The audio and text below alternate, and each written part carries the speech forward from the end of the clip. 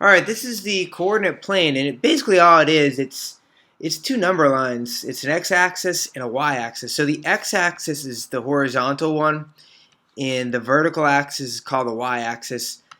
I have heard students say in the past, "Y to the sky." I kind of like that rhyme, just as a reminder that the y-axis goes up, and you can think of the sky by saying it goes up. So the way that you locate a point in the coordinate plane, I always start at the origin. That's this point right here.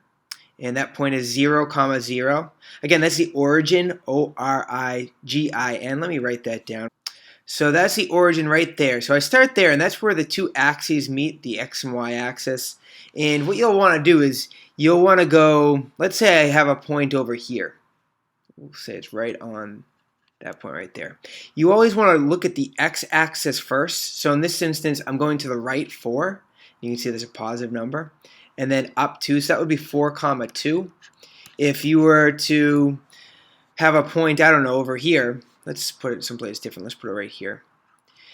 I would again start at the origin and again start with the x-axis. So always want to walk first before you take the elevator. So I'm walking, and this time I'm going left.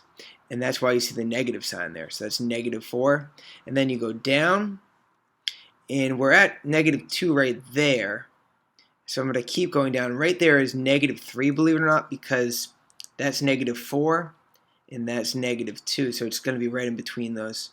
So I call this point -4, -3. And again, that's because of the fact that we went left 4 and down 3. So you always want to start at the origin, and then if you're going left, that's negative. If you're going down, that's negative. If you're going right, that's positive. If you're going up, that's positive. You might even have a point like, let's make up this one right here real quick. This one right here would be, you go right 2, so that's your x coordinate is 2, and your y coordinate, you'd have to go down 1. So we would say -1. So it's possible to have a positive x and a negative y. It's also possible if you went up here to have a negative x and a positive y. And the quick way of putting this all together, we have 4 quadrants. Quadrant 1 is all the positive coordinates, so x and y are both positive. In quadrant 2, that's this one right here, the x's are negative since you're going to the left, and the y's are positive since you're still going up. In quadrant 3, everything is negative. Quadrant 3 is a pessimistic quadrant. Your x's and your y's are both negative. You're going left and down. And then quadrant 4, as you can tell by this point right here, your x is going to be positive, but you are going down, so the y coordinate is negative.